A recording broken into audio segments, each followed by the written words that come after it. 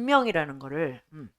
그러니까 태어나서 어떤 활동을 하고 경제 재물을 일구고 사람들과 관계를 맺고 거기서 어떤 통찰을 해서 지혜를 가지고 다시 또 태어나고 이런 것이 운명이구나. 그런데 그러면 이제 각자 다른 막 그 뭐 재능과 소질과 뭐 하여튼 조건을 갖고 있는데 그러면 거기서 아주 좁은 협소한 그거를 운명이라고 생각을 하고 그걸 가지고 서로 비교를 하면서 열등감을 갖고 또 우월감을 갖고 이러면서 더더욱 협소해지고 이런 것이 이게 운명이라는 게 무엇인지를 모르기 때문에 일어난 거구나. 이제 그거에 대한 통찰이 굉장히 커졌어요. 그래서 임상 자체는 이제 나중에는 상대적으로 저는 관심이 좀 떨어졌고, 그래서 이제 초반에는 제가 강의를 하다가, 그 감리당에 오는 이제 후배들이 굉장히 빨리 습득을 해가지고, 그 이제 전부 이제, 명리학 튜터 뭐 이런 거를, 할 수 있게 됐죠. 근데 이제 그렇게 운명이라는 게 이런 것이다라고, 알게 된 다음에, 그 다음에 이제 어떤 일이 벌어졌냐면, 아, 나는 내가 어쩔 수 없이 백수가 돼서 공부를 하면서 산다고 생각을 했는데, 태어나면 누구나 공부를 해야 되는 거구나. 그거를 알게 됐어요. 어.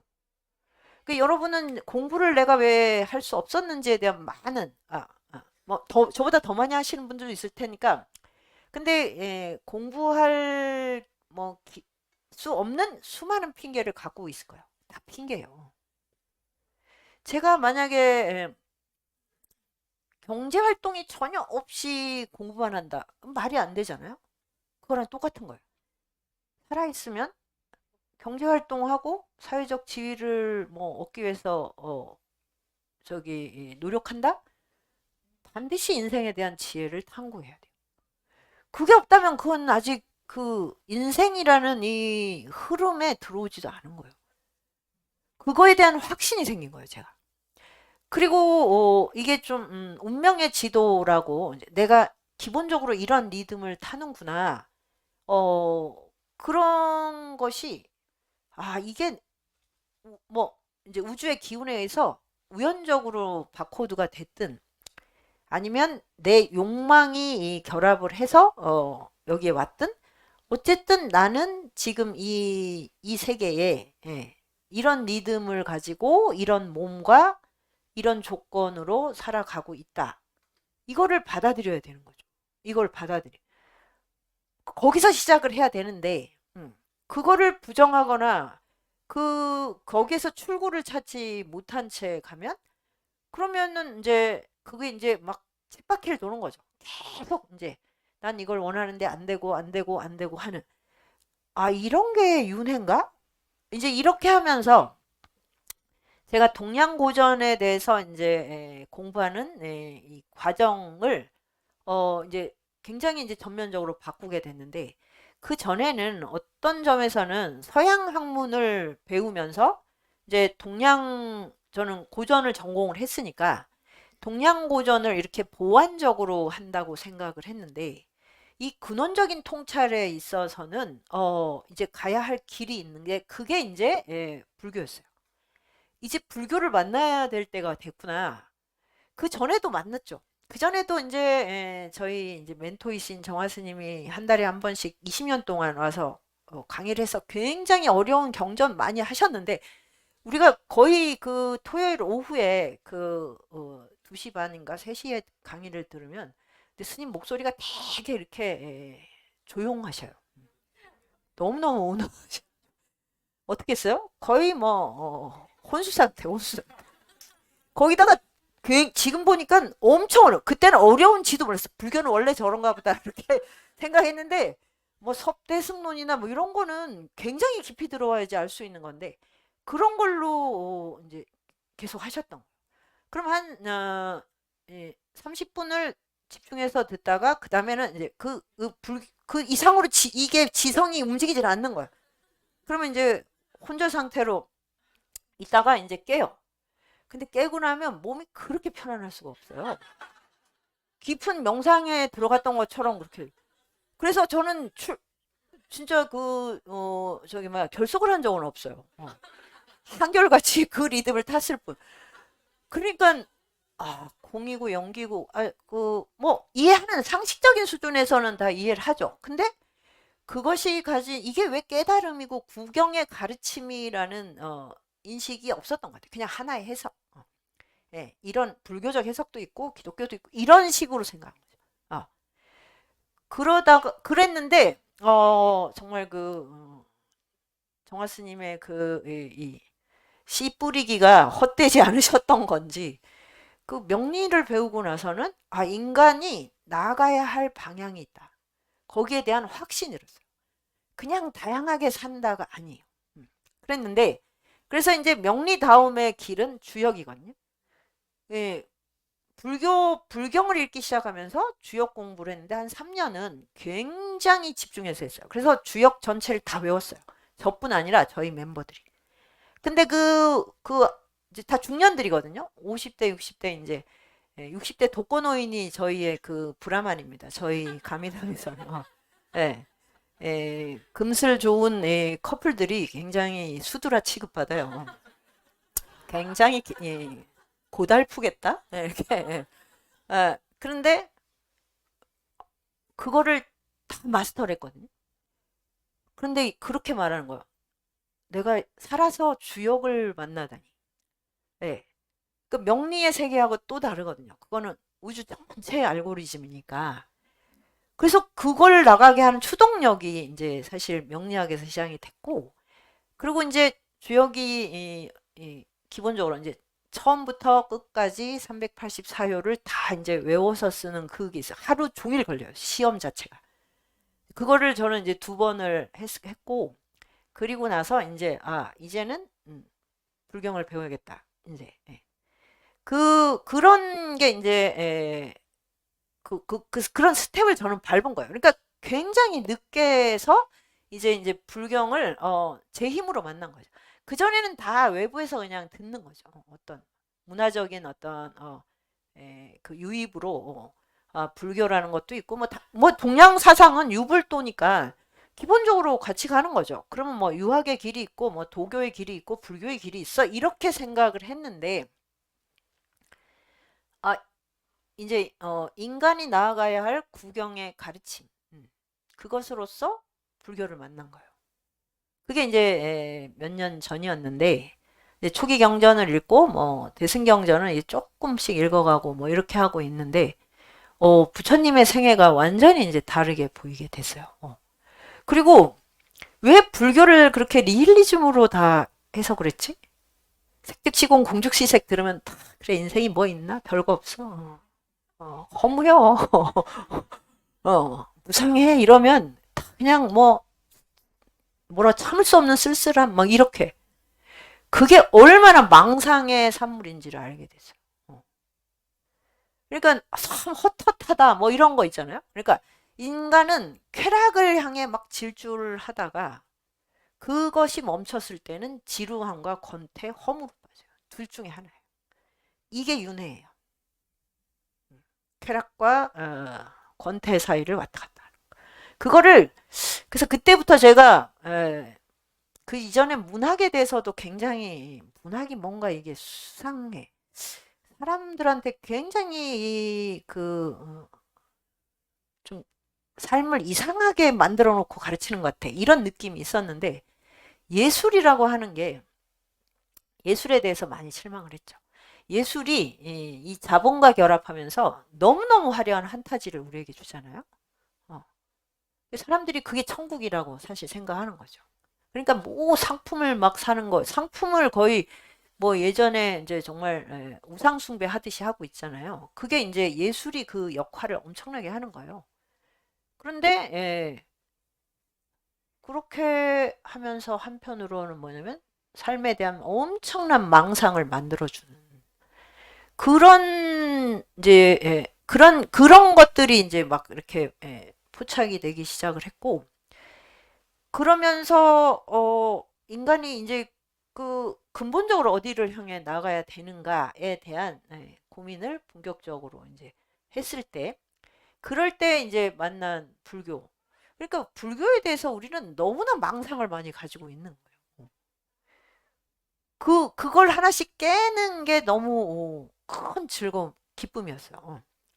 그래서 저기 제가 뭐 미국의 이타카라는 곳에 있었을 때 불교를 한마디로 얘기하면 행복하거나 존재하지 않거나 그 말을 듣고 너무 충격받았거든요.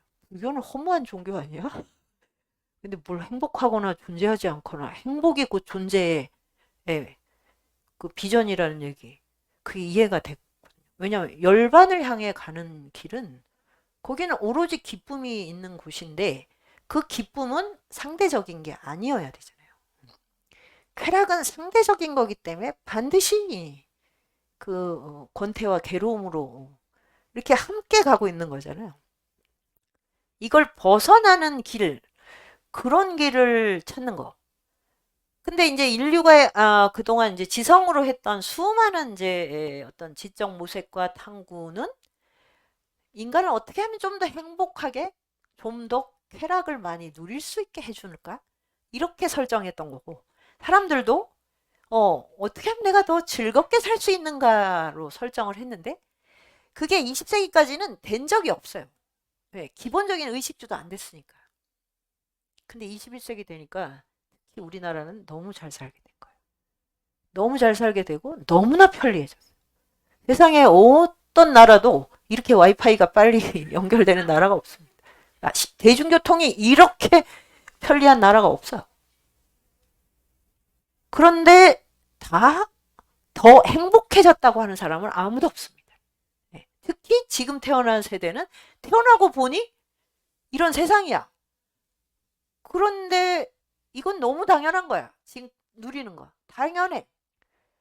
근데 너무너무 막 그냥 환타지가 많아. 나는 왜 저 환타지를 누릴 수가 없지? 그러니까 너무 불쌍하고 너무 슬픈 거예요. 자기 자신을. 그러니까 인정 욕망에 시달리고 그다음에 끝없는 갈망. 근데 일상은 항상 이제 스마트폰 안에 완전히 그냥 홀릭돼 있고 이런 삶을 살고 있거든요. 그래서 이거는 절대 여기서는 답이 안 나온다. 이 사이클에서는 여기에 대한 저는 확신을 가지게 됐고요. 그러면 뭐냐? 그러면 대안이 있어요. 세상이 이렇기 때문에 어쩔 수 없어. 그래서 저는 불교를 배울 때 이 사무량심이나 이런 거가 바로 모든 존재의 연결감이에요. 연결감. 연결이 돼야 돼요.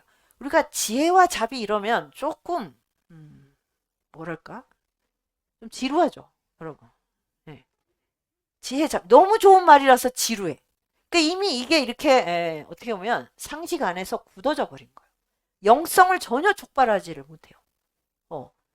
그런데 그래서 그러면 왜 지혜롭고 자비로워야 되지?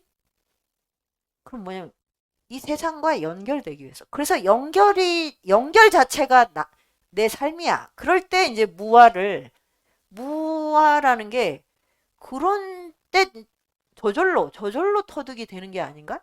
그러니까 지금 무아라든가 뭐 열반을 지금 이제 터득한다 그러면 또 이것도 막 수행을 엄청나게 해서 그다음에 막 뭐 동굴에도 들어가고 막 이런 이제 또 이력과 스펙이 필요해. 좀 이렇게 돼 있잖아요. 근데 뭐 그렇게 해서 이제 깨달음에 이른 분들이 많이 있으니까 그걸 참조를 하는데 저는 이제 굉장히 이런 거를 이제 좀 통속적으로 이 현실에 적용하는 사람인데 그런 다음에 지혜롭고 자비롭게 사는 게 아니라 지금 할 수 있는 지혜와 자비는 왜 방치하는가? 지금 할 수 있는 지금 당장 내가 연결돼야 된다고. 연결이 돼야 내가 이 인식을 무지를 깨칠 수가 있고 연결되면 서로에게 자비를 베풀 수가 있어요. 연결이 안 돼 있는데 어떻게 베풀어요? 그래서 아까 제가 말씀드린 것처럼 정말 문명은 온 우주를 다 연결하는 쪽으로 간다. 그러니까 기어코 지금 화성을 지금 어떻게 해보겠다는 거 아니에요? 그럼 화성에 가서 뭐 하겠어요? 또 식민지 쟁탈전 하겠죠. 안 궁금해요, 저는 그래서. 네, 그리고 이제 블랙홀까지 찾아내고 막 그 우주 생성과 이런 걸 다 찾아냈어요. 그러니까 그 무한한 심연까지 다 연결되고 싶다잖아요. 핵심은 그거라고, 핵심은. 그럼 그 연결되는 삶을 향해 나아가면서 일단 거기에서 이제 깨달음이 오지 않아도 그것이 나아가야 할 삶이 방향이 아닌가. 그래서 방향을 어디로 설정하느냐. 이것이 저는 영성의 핵심이라고 생각해요. 네. 그쪽을 향해 서 있으면 내가 지금 할 수 있는 만큼 한 걸음씩 가잖아요. 그러면 언젠가는 가게 되겠죠. 다음 생에 근데 여기 다음 생에 얘기는 그 다음이고 하여튼 요만큼 갔잖아요. 근데 내가 방향을 반대로 잡고 있으면 여기서 아무리 열심히 뛰어도 뭐야. 쾌락과 소유를 향해 간 거잖아요. 열심히 살았는데 왜 내가 이렇게 허전하냐고 누구한테 하소연을 해요. 누가 그걸 들어주겠어요. 그러니까 이거구나. 영성은 지금 이 자리에서 방향을 바꾸는 거다. 그래서 이제 저도 나이가 들면서 뭐 이제 노년이 불안하고 죽음에 대해서 내가 죽음을 모르는데 이 모른다는 게 사람을 엄청 괴롭게 만들잖아요. 죽음이 두려운 이유는 하나예요. 죽음을 모르기 때문이에요. 알면 두려울 게 없죠. 알면. 예. 뭐 지옥 가는 과정을 정확히 안다 그러면 이제 그 대처를 하면 되잖아요. 모른단 말이에요. 모르기 때문이란 말이에요. 그거는 왜냐 물질의 세계가 아니고 우리의 인식과 표상의 세계가 아니니까. 예. 우리도 이렇게 여러분이 제가 여기를 굉장히 자주 오는 곳이고 여러분이 제 친구라면 제가 올 때 그냥 너무너무 편하게 올 거예요. 근데 편하게 오긴 했어요, 사실은. 네. 예. 근데 제가 이제 다른 데 강의를 갈 때 뭐 CEO 강의라든가 뭐 이렇게 공무원들 강의를 가면 나도 모르게 긴장을 해요. 그분들은 내 친구라는 생각을 안 하는 거죠. 친구가 아니야. 그러면 뭐지? 그러면 내가 막 이렇게 설득해야 되는 대상이 돼버리는 거야. 그러면 되게 이제 뻣뻣해지잖아요. 그리고 뭐 그분들의 이제 특히 공무원들의 특징은 리액션이 전혀 없어요. 예. 그 놀라울 정도로 그래서 가끔 살아 계신가 이렇게 숨을 안 쉬는 것 같은 느낌이. 대학생들도 그래요. 그런데 그런 이제 청중을 대할 때 나도 모르게 이제 대립하는 방식으로 정말 이게 딱. 그래서 내가 어느 순간에 일단 내가 가는 곳은 거긴 내 친구가 있다고 생각하자. 그렇게 해도 잘 안 되더라고요. 그래서 친구라고 생각하니까 더 화가 나는 거예요. 막 내가 이게 뭐 인문학 강의를 하러 와서 우정과 지혜를 나누세요 하면서 이게 뭐 이런 마음을 지금 쓰고 가나 이런 게 이제 인간인데 어쨌든 중요한 건 이제 그 방향을 내가 어디를 향하고 있느냐 이거를 놓치지 않겠다. 네. 그리고 제가 이제 불경을 만나면서 진짜 어렸을 때 그 교회 다닐 때 그 저 안에 있었던 영성이 되살아났어요. 네. 그러니까 제가 가장 영적이었을 때가 초등학교 다닐 때였던 것 같아요. 강산촌에서. 그때는 정말 제가 이게 세상 사람들이 왜 이렇게 고통스럽지 그러면서 막 이렇게 울면서 잔 적도 있고 기도를 한 적도 있어요. 근데 우리 집도 엉망이었거든요. 근데 우리 집에서는 별로 기도를 안 했어요. 그거 진짜 이상하죠? 예. 그리고 막 그 광산촌에서는 광산촌이지만 이렇게 목욕탕이 있었거든요. 이제 탕가루가 많이 묻을까 봐는지 하여튼 목욕을 시키는 게 전래 행사였는데 그럼 제 남동생 둘인데 이렇게 목욕탕에 가면 이렇게 뭐지 이 뭐라 그래 이 수증기가 꽉 차 있잖아요. 그리고 굉장히 뭐랄까 그 분위기도 회색이고 칙칙해요. 그래서 저는 그때 또 이제 책을 좀 읽어서 아우슈비츠가 떠올랐어요. 항상 들어갈 때마다. 그랬는데 그러면 여기저기서 막 비명 소리가 들려요. 왜? 엄마들이 애들을 목욕을 시킬 때 엄청나게 때려요. 근데 애들이 또 가만히 있질 않아요. 그 애들은 물장구를 치고 싶어 하니까. 근데 그때 비누가 별로 없었어요. 그럼 뭘로 하면 돌멩이로 밀거든요. 근데 아주 그 잘 밀리는 돌멩이였어요. 그게 진짜 잘 밀립니다. 예. 그러니까 돌멩이로 밀고 그러니까 애들은 막 버둥거려. 근데 잘 안 보이는데 여기저기서 비명 소리가 들려. 이제 이제 저희 엄마는 자기를 이제 싹 이제 돌로 깨끗하게 닦은 다음에 애들을 한 명씩 잡아다가 이렇게 하는데 막 버둥거리는데 저는 이걸 참아내야 돼. 이런 생각을 했다니까요. 어, 이런 걸 견뎌내야 예, 독립운동도 할 수 있고 어떤 그래 아우슈비츠에서 그렇게 희생당한 사람도 있는데 뭐 이런 생각을 했었어요. 그러니까 그런 거는 진짜 뭐 전생에서 가지고 온 거겠죠. 지금 생각하면. 그랬는데 예, 그래서 제가 저희 부모님 뭐 강산촌엔 다 교회를 다녔으니까 근데 어느 날 이제 제가 스스로 결심하고 교회를 가겠다고. 그래서 처음 교회 가서 그 예배를 볼 때 그 장면이 아직도 머릿속에 있거든요. 막 내가 이렇게 굉장히 성스러운 존재가 되는 것 같은 그런 느낌을 받았거든요. 아무튼 그랬는데 그래서 사실 제일 좋은 건 이제 그림 성경책을 읽으면서 그 예수님의 삶을 난 정말 너무 감동을 받고 예수님처럼 살고 싶다. 그런 생각을 하면서 이제 어린 시절을 보냈는데 고등학교를 중학교 이제 사춘기 겪고 고등학교 가서 막 입시 지옥을 겪고 이러면서 그걸 다 잊어버린 거죠. 완전히 다 망각을 하고 이제 오로지 어떻게 하면 내가 이제 사회에서 이제 먹고 살고 이제 뭐 이 내가 제대로 된 성인이 되는가 여기에 이제 하다 보니 잊고 있다가 그거를 이제 처음 공동체 시작할 때 내가 이거를 얼마나 염원했지? 라는 게 이제 그때 그게 떠올랐고 이번에 이제 불경을 읽으면서 어 예수님처럼 산다는 것과 부처님처럼 산다는 것이 너무 깊이 상통하는 거예요. 예.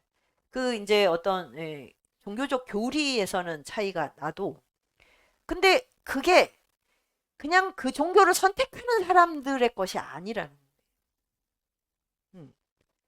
인간이 진화를 한다 그러면 인간은 진화를 해서 여기까지 왔잖아요. 근데 자꾸 곤충과 야생동물의 추억을 못 잊는단 말이에요. 그런데 이번 생에도 그렇잖아요. 자꾸 자기가 제일 잘 나갈 때를 못 잊어서 괴로움을 겪는 거 아니야? 중년이 돼서 막 그 우리가 뭐 부부들이 우리가 서로 그때 얼마나 사랑했던 거 그걸 왜 기억을 해요? 지나간 걸? 그러니까 그런 게 윤회구나. 근데 하여튼 그러면 이제 노년의 삶은 뭘까? 윤회를 벗어나면 돼요. 지나간 생의 그림자를 왜 붙들고 있죠? 그래서 저는 60 이후에 다시 내가 태어났다고 생각하자. 그렇게 생각하니까 너무 뿌듯한 거예요. 왜냐면 60년 전에는 광산촌에서 빨개 벗고 태어나서 진짜 천둥벌거숭이고 뭐 남을 위해서 할 수 있는 일이 아무도 없는데 지금은 내가 뭐라도 할 게 있구나. 할 수가 있구나. 그러니까 사람이 행복을 느끼는 게 어떤 거냐면 내가 능력이 있을 텐데 능력을 발휘할 수 있어야 되는데 그 능력 중에서 가장 뛰어난 능력이 남을 돕는 능력이에요. 그런 거를 느끼게 됐어요. 그러니까 그냥 남보다 우월해를 발휘하는 거는 이게 잠깐의 쾌락은 있는데 간격이 있어요. 그거는 근본적인 연결감을 주지 않거든요. 이런 게 막 이제 제 이론으로 이렇게 연결이 됐다는 거죠. 그래서 왜 그렇게 성인이라는 게 뭔가 부처님이나 예수님은 이 세상에서 뭘 이루어서 성공해야 할 것이 없는 분들이에요. 그렇지 않나요? 오로지 그럼 왜 태어나셨대? 연애도 아니야. 부자 되는 것도 아니야. 왕이 되는 것도 아니야. 그다음에 또 뭐가 있죠? 왕이 돼서 막 뭐 수많은 여자를 거느리고 뭐 뻔하잖아요, 스토리가. 이런 게 아니야. 셀럽이 되는 게 아니야. 그럼 왜 태어나서 그 고생을 하신다? 오로지 능력을 나눠주기 위해서. 그게 머릿속에 떠올랐어요. 그러니까 제일 멋있고 제일 좋은 삶은 남한테 인정받는 게 아니고 내가 누군가를 도울 수 있을 때구나. 근데 사람들이 무의식적으로 이런 말을 해요. 저희는 글쓰기도 많이 하고 뭐 이제 이렇게 렉처라고 자기가 막 일어나서 말하게 하고 하는 게 있는데 그런 얘기를 이렇게 듣다 보면 그렇게 열심히 일해서 돈을 벌었는데도 항상 몸이 뭐 아주 이상한 이런 얘기는 너무 많이 나. 근데 뭔가 내가 직장에 있는 사람들한테 도움을 줄 때 뭐 뿌듯함 이런 게 있다. 이게 본성인 거야. 인간이 완성이 되면 그거밖에 없겠구나. 아, 여러분이 안 그래요? 제 말이 맞죠? 맞죠? 그 나중에 내가 지금은 이렇게 뭔가 하여튼 많이 뭐가 부족하고 막 이런데 또 태어나서 그 방향으로 계속 가면 나중에는 나는 아무것도 필요한 게 없어. 나는 그냥 태어남으로 충분해. 그 다음에는 누구를 도와야 되지? 일단 엄마부터 도와야지. 뭐 엄마를 아버지한테 좀 보호해야겠다. 뭐 이런 거라든지. 예, 동네에 누구 애들이 저기 당하고 있으면 도와줘야겠다. 이런 생각 밖에는 할 수 없는 상태. 그런 게 이게 지금까지 뭐 예수님 부처님뿐 아니라 공자, 노자, 장자, 소크라테스 이런 모든 철학자들이 가르쳤던 길이구나. 그러니까 이 철학과 지성은 다 그런 근본적인 존재의 비전을 향해 있었구나. 그게 영성인 거죠. 예. 그러면 이게 노년의 문제, 죽음의 문제도 이 안에서 다 이해가 됩니다. 그러니까 어떻게 늙을 것인가? 예, 청년들을 하고 경쟁하지 마시고 제발 더 젊은 제발 그것 좀 하지 마세요. 그 청년들이 얼마나 짜증나겠어요. 네, 자기보다 젊게 보이려고 막 애를 쓰고 이러고 있으면 새로운 봄이잖아요. 새로운 봄. 60년 살고 새로운 봄이잖아요. 변주가 돼야죠. 변주. 표절하지 말고 변주를 해야 됩니다. 그러면 모든 게 새롭겠죠. 모든 게 신기해. 근데 능력이 있어. 나는 그동안 살아온 데이터가 있어서. 그래서 누구든 뭐라도 도울 수 있어. 아무것도 없어. 그럼 이제 꼭 돕는다 얘기하면 뭐 지금 나 먹고 살기도 어렵고 경제가 어쩌고 돈으로 돕는 게 아니거든요. 그냥 말로 도울 수 있고요. 말. 네. 명리학이랑 주역 배우면 말로 많이 도울 수 있어요. 네. 근데 말도 잘 안 돼. 그럼 마음만 하면 되잖아요. 마음. 마음으로 도와주면 되잖아요. 마음이 현대 과학에 입각하면 엄청난 파장이 있어요. 네. 그래서 그 기운을 보내는 거잖아요. 그걸 또 못하겠다 그러면 뭐 그건 하기 싫다는 거니까 방향이 지금 방향 설정이 안 돼. 그렇게 하고 그러면 죽음도 마찬가지 아니겠어요? 죽음이 두렵다. 그 소크라테스가 독배를 마시고 죽을 때 죽음에 대한 엄청난 또 변론을 하십니다. 그분은 죽을 때까지 입을 쉬지를 않으시더라고요. 야, 그래서 너무 평온하게 독배를 마시고 마지막 장면까지 거의 생중계하듯이 다 돼 있어요. 근데 자기는 너무너무 평온하다는 거예요. 왜? 평생 동안 한 게 철학이야. 철학은 뭐야? 지성과 영혼을 돌본 거야. 몸은 거추장스러웠어, 그동안. 근데 이제 죽으면 몸이 없어져. 영혼으로만 존재하겠네? 그래서 자기는 너무 기대가 된다는 거예요. 어. 그렇게 하는 막 이제 그 제자들은 울부짖고 난리 치니까 제발 부탁한다. 나를 좀 고상하게 죽게 해다오. 이런 식의 할 정도로. 그래서 소크라테스구나. 그거를 저는 진짜 이 죽음 장면에서 확실히 알게 됐거든요. 그러면 뭐라고 하냐면 영혼을 돌보는 길은 선과 지혜밖에 없다. 그래서 철학하는 존재는 절대 남을 해롭게 하면 안 된다. 그건 철학이 아니에요. 그래서 자기가 억울하게 죽어도 절대 복수심을 가지면 안 돼. 그건 철학이 아니야. 그러니까 이 지성이 바로 죽음을 통과하는 영성으로 가는 거. 이런 거구나. 그래서 이제 전 세계 지성인들, 전 세계 현자들이 어디를 향해 갔는가를 이런 어떤 패턴과 리듬으로 이해를 했어요. 그래서 그래. 죽음이 두려우면 죽음 자기가 지혜와 자비를 베풀면 되는 거죠. 근데 달라이라마 존자님도 그 죽을 때 가져갈 수 있는 자산은 자기가 평생에 한 그런 선행과 무지를 깨치는 통찰력. 너무 통하지 않습니까? 네. 그런 게 그 이전에 이제 이런 과정을 모르고 겪을 때는 그냥 다 좋은 말이야. 그래서 참 다 좋은 말을 참 많이 하신다. 그러면 우리가 그 청년들도 그렇잖아요. 좋은 말을 많이 들으면 어때요? 지루하죠. 네. 그러니까 그래서 이 말들이 살아 움직이게 해야 된다. 예. 어. 그래서 저는 21세기는 성속이 이렇게 정말 경계 없이 연결되는 시대라고 생각하거든요. 예. 예수님이나 부처님이 어느 특정 장소에 있으시면 안 되잖아요.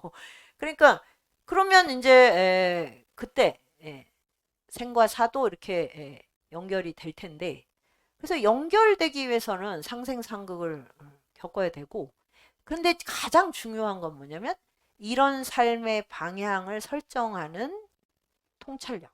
그러니까 지성이 필요해요. 저는 사실 명상도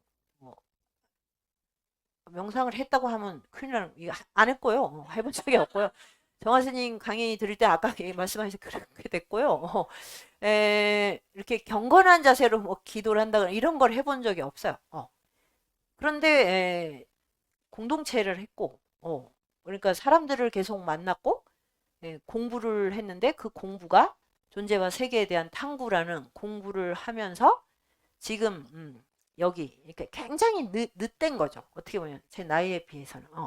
그런데 인류 전체의 그 지성이 어디를 향해 나아갔는지에 대한 확신을 불교를 만나면서 이게 딱 이렇게 연결이 되는 그런 체험을 했기 때문에 이제 한 걸음씩 그 방향을 향해 갈 수 있을 것 같습니다. 예, 이상입니다.